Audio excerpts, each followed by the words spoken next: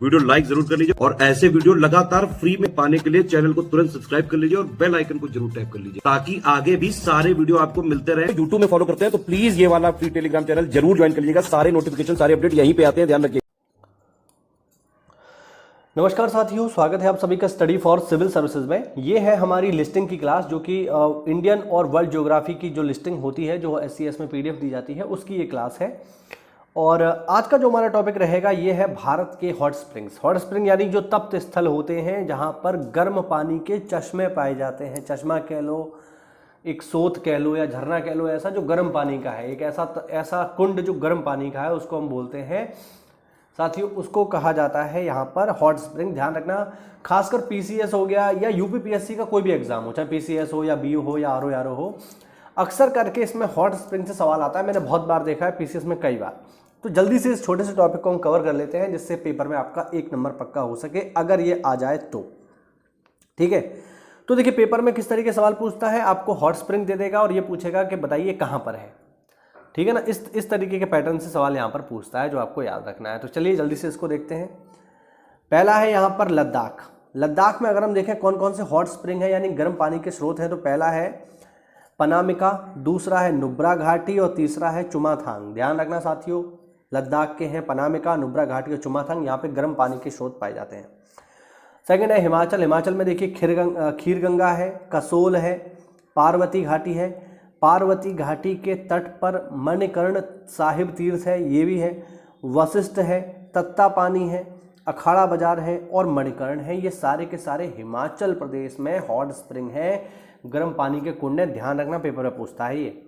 उत्तराखंड की अगर हम बात करें तो गौरी कुंड हो गया, ऋषि कुंड हो गया, सूर्य कुंड हो गया, तपोवन हो गया और सहस्त्रधारा। ठीक है ना, सहस्त्रधारा में आपने सुना होगा, लोग जो है स्नान करने जाते हैं और यहाँ पर गंधक का पानी होता है, जो कि उनके बॉडी में जो स्किन संबंधी समस्याएं होती हैं, खाज खुजली वगैरह, वो दूर हो जाती हैं। सिक्किम की अगर हम बात करें तो सिक्किम में है युमथांग, रेशी, रालंग, फुरचाचू और तारमचू। ये सारे के सारे सिक्किम के हॉट स्प्रिंग्स हैं। जम्मू कश्मीर की बात करेंगे तो जम्मू कश्मीर में आपको मिलेगा तत्ता पानी, यानी तत्ता पानी जम्मू कश्मीर में भी है और इसके अतिरिक्त हिमाचल प्रदेश में भी है। ध्यान रखना, गुजरात में भी कुछ हॉट स्प्रिंग गर्म पानी के स्रोत पाए जाते हैं, जो कि हैं लालपुर, धौलेरा, लसुंदरा और लुवा। ध्यान रखना, ये गुजरात के हैं। आगे बढ़ते हैं साथियों, कुछ हॉट स्प्रिंग आपको और भी देखने को मिलते हैं। जैसे ओडिशा की अगर हम बात करें तो ओडिशा में आपको मिलेगा तत्ता पानी। अब देखो तत्ता पानी 3 हो गए नहीं हो गए, एक ओडिशा में हो गया, एक जम्मू कश्मीर में हो गया, एक हिमाचल में हो गया। दूसरा है अत्रि और तीसरा है देवरा झारी। ध्यान रखना, देवरा झारी। महाराष्ट्र की अगर हम बात करें तो महाराष्ट्र में आपको मिलती है अरावली। अरावली गर्म पानी के झरने आपको मिलेंगे महाराष्ट्र में। इसके अलावा अकोली, इसके अलावा उन्हावरे और इसके अलावा बोईसर, कोकानी और ब्रजेश्वरी। ये सारे के सारे गर्म पानी के स्रोत हैं महाराष्ट्र के। MP की बात करें साथियों तो MP में आपको मिलेगा धुना पानी, चावल पानी और बबेह। याद रखना, ठीक। मेघालय की अगर बात की जाए तो मेघालय में आपको मिलेगा जकरेम और हरियाणा में आपको मिलेगा सोहना। ये कुछ प्रमुख पानी के गर्म पानी के स्रोत हैं, जो आपको याद रखने चाहिए, पेपर में पूछ लेता है। एक छोटा सा टॉपिक और भी इसी के साथ डिस्कस कर लेते हैं, जो कि है भारत में वर्षा के आधार पर वनों का वर्गीकरण। कि वर्षा के आधार पर मतलब जितनी वर्षा होती है उसके आधार पर जो वन पाए जाते हैं, उनके बारे में ज़रा बात कर लेते हैं। देखो, जिन क्षेत्रों में साथियों 200 सेंटीमीटर से अधिक बरसात होती है सालाना, ठीक है, देखिए हमेशा ध्यान रखना कि भारत में जो बारिश मापी जाती है वो सेंटीमीटर में मापी जाती है, कि आपके यहाँ कितना सेंटीमीटर पानी बरस रहा है साल भर में।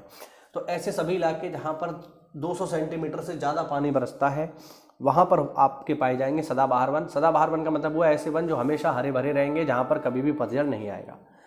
ऐसे इलाके जहाँ पर 100 से 200 सेंटीमीटर के बीच में बारिश हो सकती है, 150 हो सकती है, 120 हो सकती है, 180 हो सकती है, वहाँ पर वन मिलेंगे आपको मानसून। ध्यान रखना, जहाँ पर 50 से 100 सेंटीमीटर के बीच में बारिश होती है, जैसे मैं पश्चिमी UP के जिस स्थान पर हूँ कासगंज में, यहाँ पर पानी करीब करीब 75 सेंटीमीटर बरसता है 1 साल में।